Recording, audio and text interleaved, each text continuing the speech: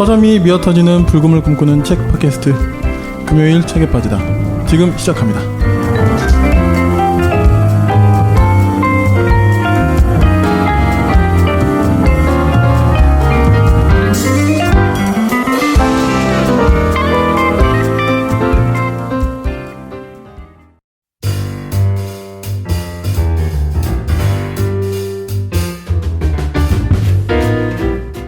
금책가 살롱 금요일 독자를 만나다. 금책바가 첫 번째 공개 방송을 합니다. 5월 24일 저녁 7시 홍대 입구역 6번 출구 근처 카페바인에서 열립니다. 참가비는 10,000원이며 기본 앤요가 제공됩니다. 다양한 선물과 이벤트도 준비되었으니 청취자님들의 많은 참여 바랍니다. 금책바 첫 번째 공개 방송 5월 24일 저녁 7시 홍대 입구역 6번 출구 카페바인.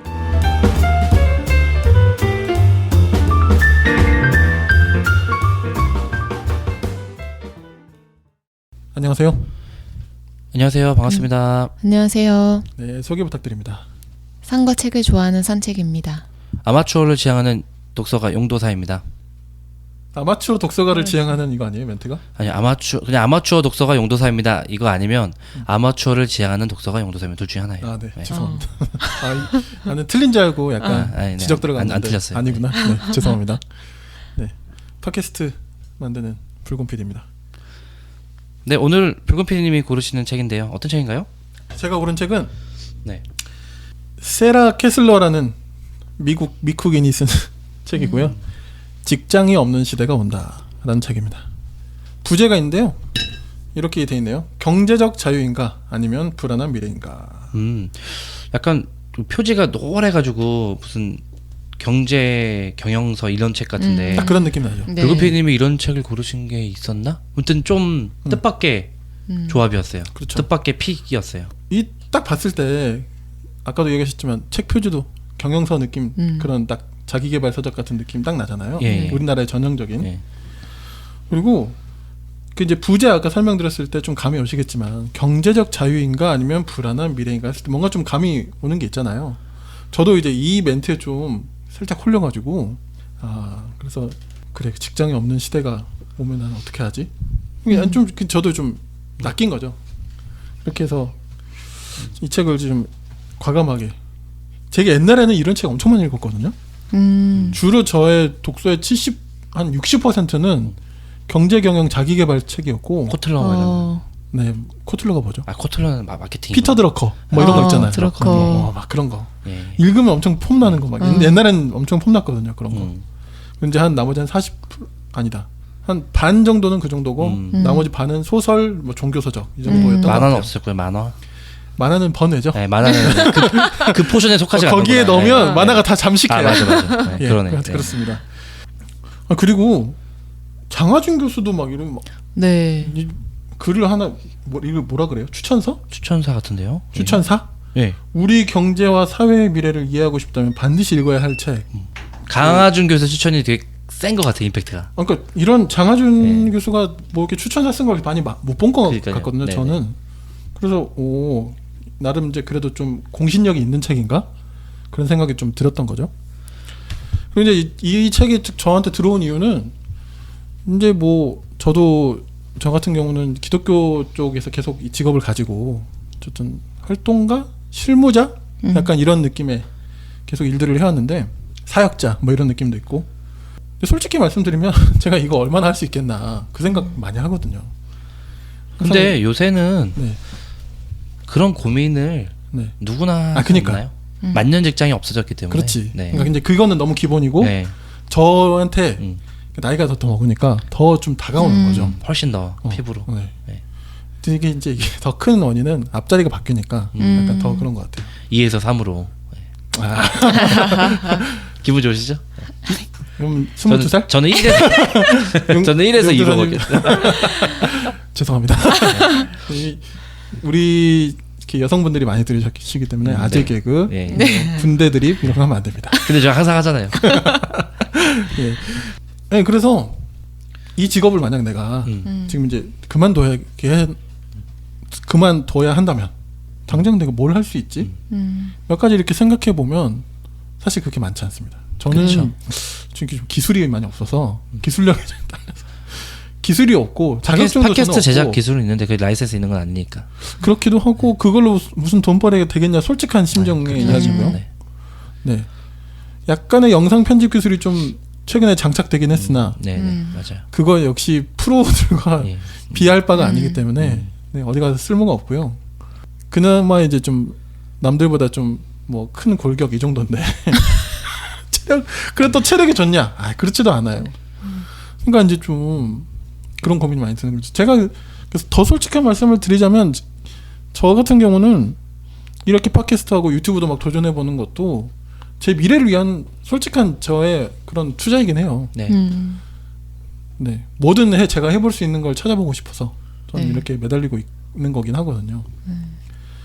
그렇게 되면 솔직히 지금 제가 생각하는 이런 팟캐스트 제작하고 유튜브 만들고 이런 사람이란 프리랜서인 거잖아요. 쉽게 말하면 직업의 형태로서는. 네. 그러니까 이제 뭔가 이런 아젠다를 던져주는 책을 보니까 되게 좀 반가운 생각이 들었던 거죠. 표지 보니까 네. 원제를 한 것 같은데 긱드라고 부르면 되나요? 전혀 모르는 신조어인 것 같아. 그렇죠? 네.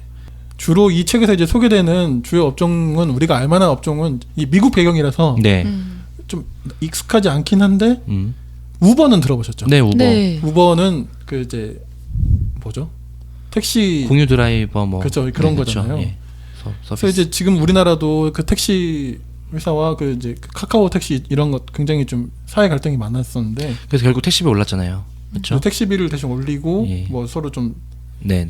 합의하고 뭐 이렇게 우리나라 나름대로의 어떤 지점을 일단 찾은 건데 예, 예. 뭐 근데 많은 사람들이 다 예상하기로 다 그렇게 생각하겠지만 결국 전통적인 그런 일자리 택시도 그런 구조가 점점 허물어지겠다고 다 예상을 하잖아요. 그러니까 이제 이런 것들을 볼 때도 결국 우린 전통적으로 우리가 생각하는 공무원 뭐 이런 전문가 사자 들어간 직업 이런 것도 소수라고 볼 수 있죠. 대다수는 그런 직업을 갖지 못하니까 갖지 않고 이 책은 뭐라고 하냐면 최소 10년 안에 3분의 1이 다 프리랜서처럼 일하게 될 것이다라고 예측을 던져요. 그러니까 이런 것들을 볼 때 아 나한테 굉장히 좀 인사이트를 줄 수 있는 책인 것 같다라고 생각을 했었더랬죠. 네. 실제로 어느 정도 성공하긴 하는데 네. 이 책이 좀 독특하면서 애매하고 좀 아쉬운 지점이 하나 있습니다. 네, 어떤 부분이요? 그게 뭐냐면 그러니까 제가 생각했던 거는 그런 거예요. 풍성한 미국의 사례들을 쭉 설명해 주면서 지금 이렇게 정말 급속도로 바뀌어가고 있고 이런 기경제 중심의 그런 경제 구조로의 전환은 숙명적이니 너네가 빨리 대처하는 것이 좋다. 이런 식으로 그냥 가고 네. 딱 깔끔하게 마무리할 줄 알았는데 그렇지가 않더라고요. 음. 한 절반 정도 40% 정도까지는 그런 내용으로 가다가 갑자기 뭐랄까요 확 바뀌면서 글을 쓴 사람을 생각했을 때 이 글은 되게 잘 쓴 책이긴 한 거죠. 왜냐하면 장점만 그렇게 해서 핑크빛으로 그냥 했으면 그것도 일종의 사기인 건데 굉장히 글을 면밀하게 잘 쓰신 거죠. 이 공유경제, 기경제의 안 좋은 면들을 굉장히 디테일하게 파고 들어가서 뒷부분은 마치 그 경제경영서적이 아니라 아까 잠깐 얘기했잖아요. 사회과학서적 같아요. 그런 사회적인 이야기를 굉장히 많이 합니다. 뭐 그런 우버를 중심으로 뭐 여러 가지가 있어요. 뭐 아마존에서 런칭한 그런 공유 그런 스타트업도 있고 뭐 그런 것들을 다 사례로 하는데 처음에는 그런 좋은 이야기를 하지만 이 공유 경제의 그런 혜택을 입을 주요 계층이 사실 좀 한정적이라는 거죠. 가령 전문가들, 프로그래머, 디자이너, 요즘 산업에 걸맞는 좀 그런 전문가들에게 입장에서는 굉장히 유용한데 단순 노동에 가까운 뭐 이런 운전하시는 분들, 청소하시는 분들, 어쨌든 허드렛 일이라고 할 수 있는 몸으로 하는 그런 직업들이 있잖아요. 우리나라는 아직 그런 게 그렇게 많이 들어와 있지 않은데 이 책을 살펴보니까 미국 같은 가령 청소원분들도 이런 식으로 우버 같은 구조로 이렇게 하는 회사들이 있었더라고요. 그래서 뭐 대충 다 아시겠죠. 어떤 네. 일감이 생기면 회사에 이제 접수가 되겠죠. 네. 그럼 제일 가까운 뭐 그런 분들에게 이제 일감을 네. 주고 일한 시간만큼 뭐 이렇게 주고 그래서 똑같이 그러면 그런 프로그래머들이나 디자이너들이 받는 것처럼 좋은 급여, 좋은 대우 뭐 이런 것들을 받으면 다행인데 이제 그렇지가 않다는 게 그렇지 않은 게 현실이다. 네. 쉽게 말하면 이 저자가 이제 말하고 싶은 거는 그겁니다. 그래서 이 명과 암을 소개해주면서 결론은 조금 애매해요. 지금도 이 미국 내에서는 이 기경제 스타트업 기업들이 침체기래요. 네.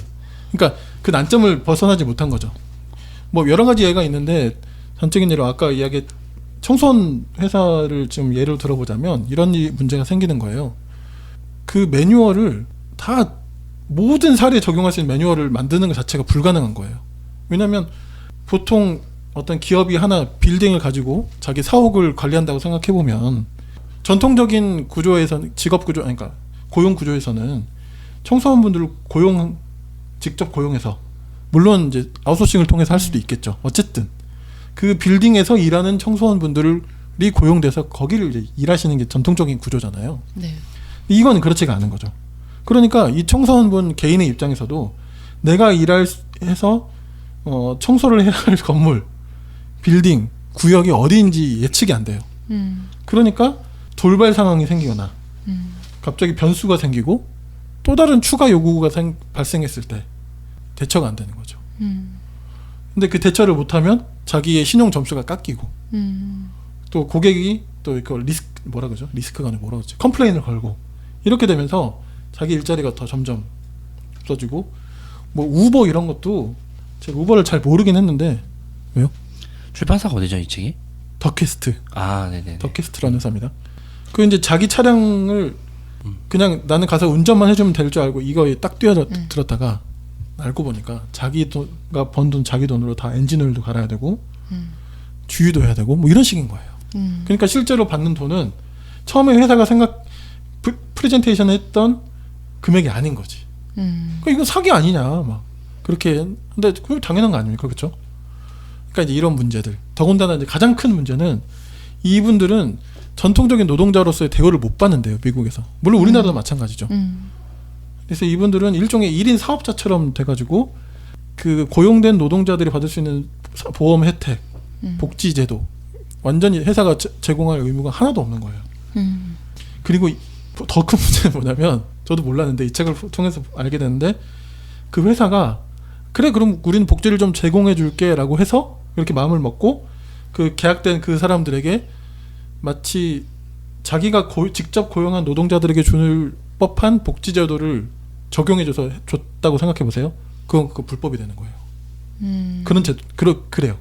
미국의 그 고용 제도가 그렇더라고요. 그러니까 확실히 고용할 거면 고용한 거고 그 중간이 없는 거죠. 그러니까 이제 피해는 결국 고스란히 솔직히 노동자들이 받는 거죠. 기업들이야 뭐 일할 사람들이 많으니까 뭐 이런 식으로 나올 수밖에 없으니. 그러니까 이제 이걸 가장 큰 문제로 생각을 하고 제시하더라고요. 전 뭐 얘기 들으면서 그리고 이제 이 책 하겠다고 얘기하셨을 때부터도 공감이 많이 됐던 게 네. 프리랜서의 시대 소위 이제 그런 얘기고 네. 그리고 이제 30대 이제 중반에 넘어서 하면서 사실은 창업이라든지 내 어떤 프리랜서로서의 일 이런 거를 고민을 누구나 다 하는. 그리고 그러니까 뭔가 우리 부모 세대 그런 분들 어떤 막 수십 년 회사를 다니고 거기서 정년퇴 막 이런 이제 시대 IMF 이후에 이제 그런 게 아니라는 걸 너무 잘 알고 있기 때문에 굉장히 일단 그냥 이런 어떤 메시지 자체가 우리 팟캐스트에서도 이런 논의를 여러 번 하고 했던 것 같기도 하고요. 그래서 동감이 많이 이제 무척 됐었고요. 저도 그런 고민, 저도 이제 직장 생활하고 있지만 고민을 하면서 진지보다 더 심각하게 고민을 하면서 주변에서 주변 사람들이랑 지인들이랑 상의를 한 적이 있었거든요. 근데 주변에 창업을 한 지 한 3년 차인가 4년 차 된 친구가 있어요.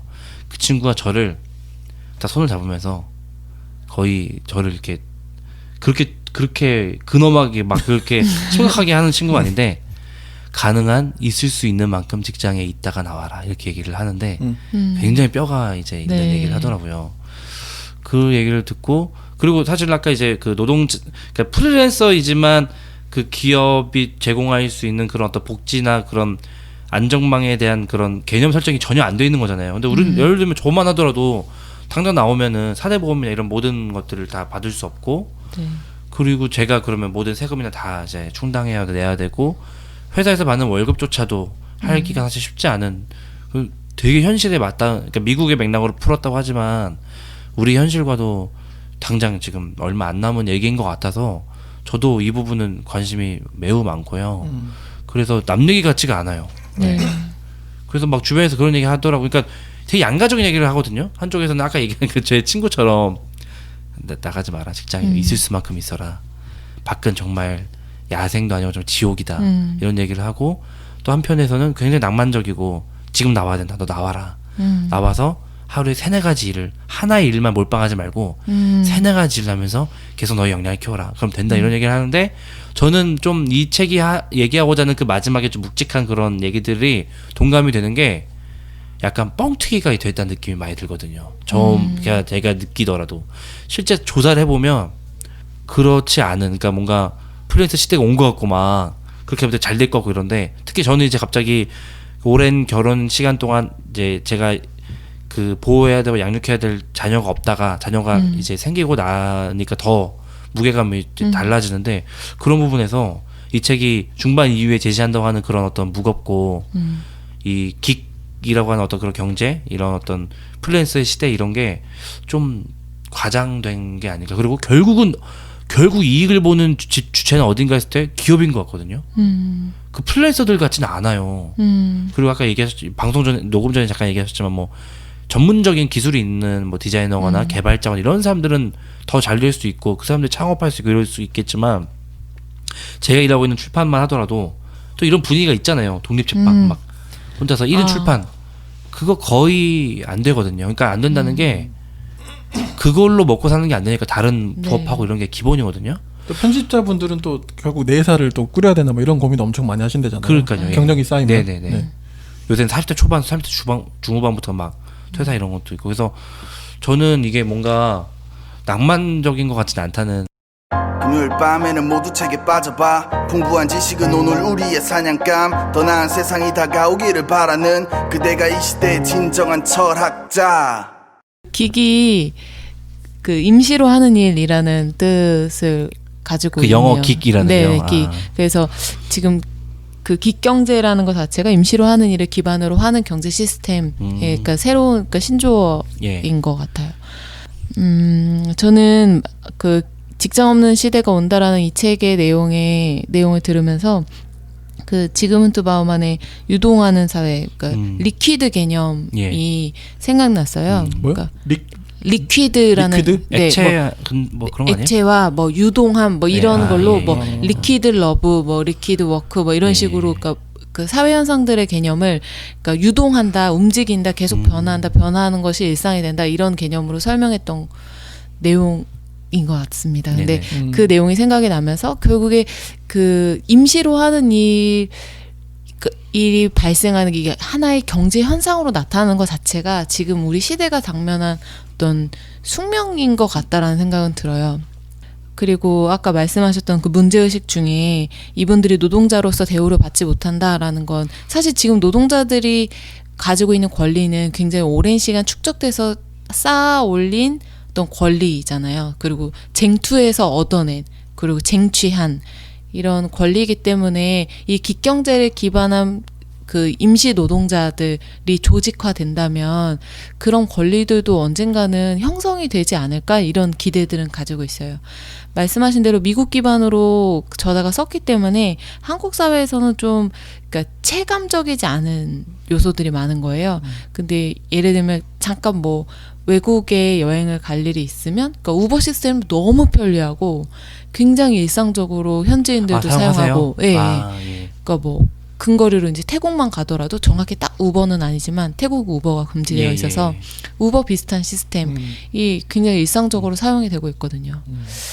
그런 거 보면 어쨌든 이런 경제 시스템에 대해서 계속 주시하고 있을 필요는 있을 것 같다라는 생각이 좀 들고요.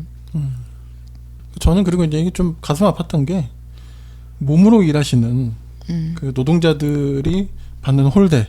근데 항상 사실 어떻게 보면 노동의 역사에서는 이분들은 소외당하는 경우가 굉장히 많았죠, 그렇죠? 늘 그래왔던 것 같아요, 사실. 뭐 지금 좀 이렇게 말하면 좀 서글프긴 하지만 사실 어떻게 보면 이 자본주의 사회에서도 엄연하게 계급이 사실상 존재하는 거 아닙니까, 그렇죠? 그래서 이런 분들이 여전히 좀 그런 고통스러운 삶을 살 수밖에 없는 그런 구조들이 어떻게 보면 그러니까 누가 봐도 뭔가 이렇게 새로운 패러다임에 약간 장밋빛 미래를 그린 듯한 책도 결국 현실을 이야기할 때는 결국 이분들의 소외가 또 등장하게 되고. 그러니까요. 최하위층의 노동자로서 계시는 그런 분들에게는 그러니까 하위라고 말하는 것도 좀 그쵸, 좀 그렇긴 한데. 그쵸. 예. 그러니까 편의상 말하는 거. 네네. 그러니까 사회적으로 그냥 이제 그렇게 구획할 수밖에 없는. 뭐 다 저는 제가 그쪽에 속하는 것 같기도 하고요. 저도 네. 그래요. 저도 책 나르는 일을 하기 때문에 제가 받는 그런- 급여 네. 생각하면 네네. 최하위층이에요.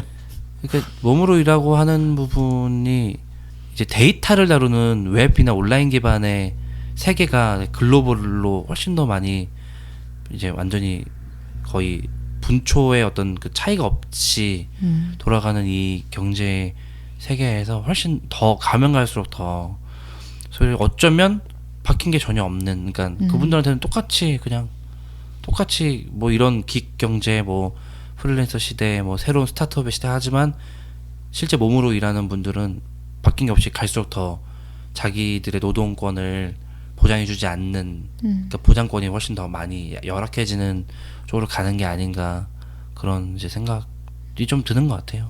네, 너무 이렇게 막 이렇게 저 부정적으로만 보는 건 아니긴 한데, 근데 문득 생각해 보면 몸으로 일하고 이런 부분이 더 홀대받고, 사실은 인간이라는 존재는 몸의 존재고 네. 몸으로 일하는 것이 굉장히 자기의 삶의 어떤 이런 거 연결이 깊은 건데, 그 부분들이 갈수록 이 어떤 온라인 데이터 기반으로 확 급변하다 보니까 이것에 대해서 어떻게 직면해야 되고 고민해야 될지가 저부터도 좀 이렇게 뭔가 정리가 안 된 것 같은 느낌 드네요. 네. 네. 아, 그럼 어떻게 해야 되냐, 이게 문제잖아요, 사실. 네. 이게 몇 가지 사례를 좀 이야기해 주긴 하는데, 일단 우리 현실이 아니다 보니까 좀 이해하기가 좀 어려운 면이 좀 있었는데요. 제가 이해하는 걸 그냥 토대로 말씀드리자면, 어느 한 사례를 좀 요약해서 말씀드리자면, 그러니까 이런 거예요. 결국 법과 제도도 보장을 못 해주죠. 기업은 당연히 발 빼려고 항상 발 빼죠. 그러니까 결국에는 노동자들이 연대해가지고 이뤄내야 된다라는 일종의 그런 약간 협동조합 비슷한 느낌의 그런 대안체가 있었대요. 네.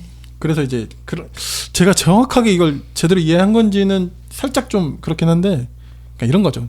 협동조합처럼 노동자들이 연대하고, 예를 들어서 뭐 그런 어떤 뭐 청소업 노동자들 분들이라고 한다면 위에서 사회적 법 제도적으로도 그렇게 하면 안 되니까 노동조합이라는 게 성립이 안 되는 거예요.